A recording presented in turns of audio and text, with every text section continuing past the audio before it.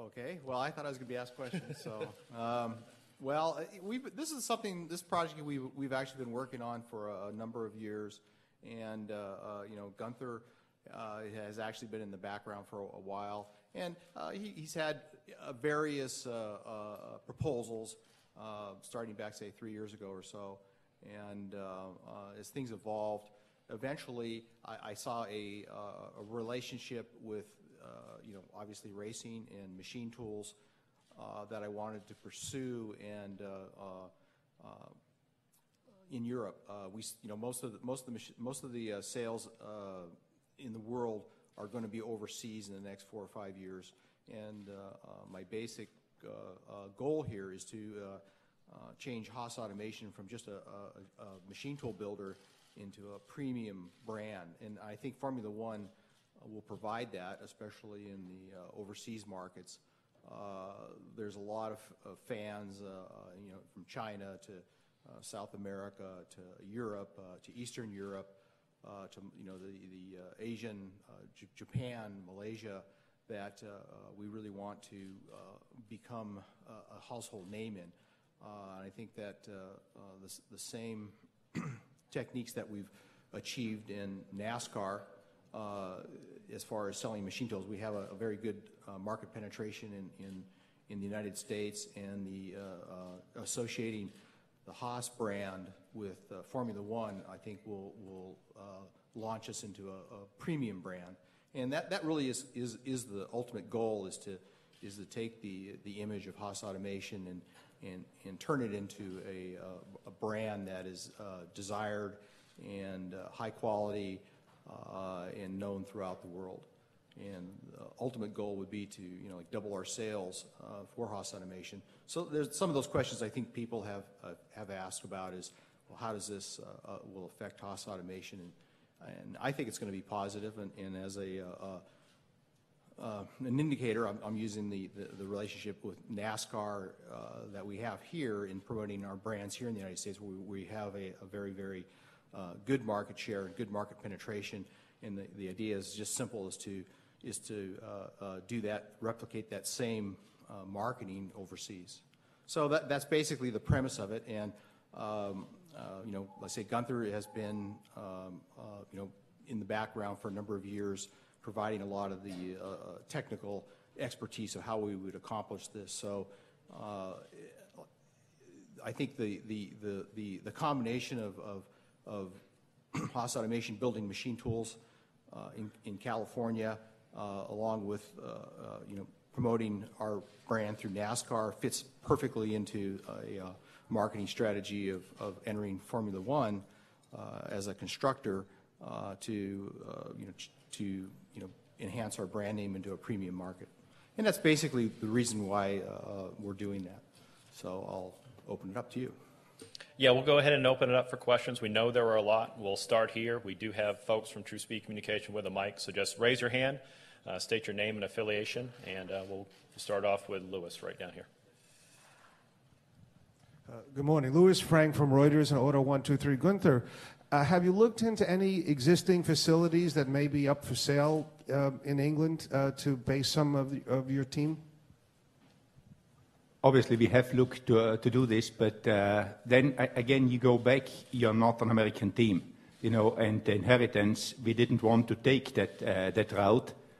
So we decided, or we made up a plan that we do it ourselves, but not completely on our own. We will have partners, and which we will work in Europe with.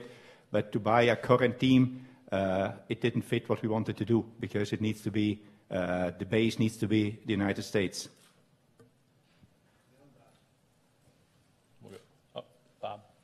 Bob Parker, Sporting News. Gene, do you have a name for this team, and what are your next steps as far as the building process of the team?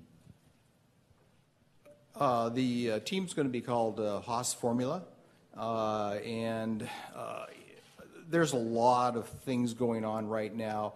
We were in expansion mode at the Kannapolis, Stewart Haas Racing campus, where we were adding a building. So what we're going to do there is take a portion of that building, and that will be the Formula One headquarters right here in Kannapolis.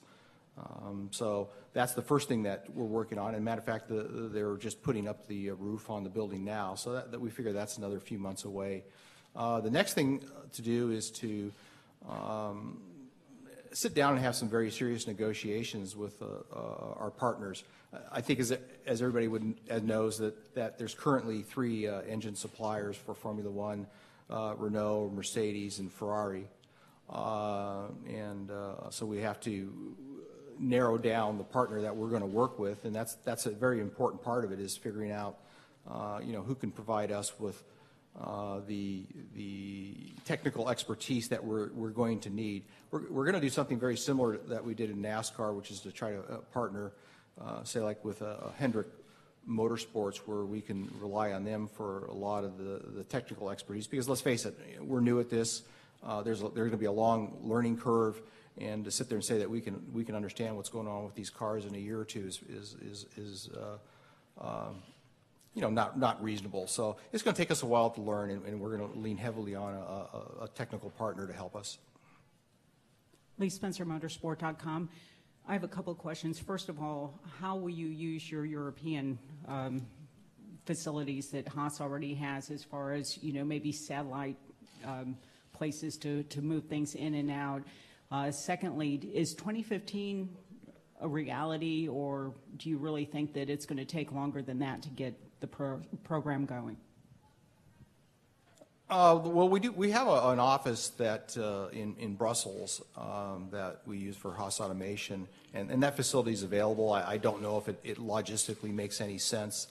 So those are the things that we're going to have to figure out. But ideally going forward, the main office for the Formula One would be here in Kannapolis, and maybe a smaller office somewhere in either Germany or Italy for assembly and disassembly of cars, and also would depend upon who our technology partner ultimately is.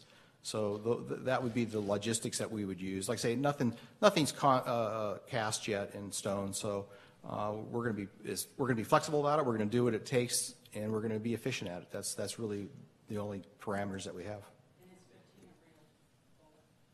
Well, I would like to do 2015 simply because I think the first year is going to be a difficult year. No matter what happens, it's a very big challenge, and like I say, part of that learning curve is just simply getting to the track and sorting out the logistics of going from race to race. And the sooner we learn that, the sooner we'll be done with that. So I would say we would like 2015, but depending upon who we select with our partner, I don't know if they can provide all the infrastructure and technology that we would need. So I think it's one of those things that we're going to have to find out in the next few weeks, and hopefully I would say within 4 weeks or so, that we should have an idea which year we're going to pursue.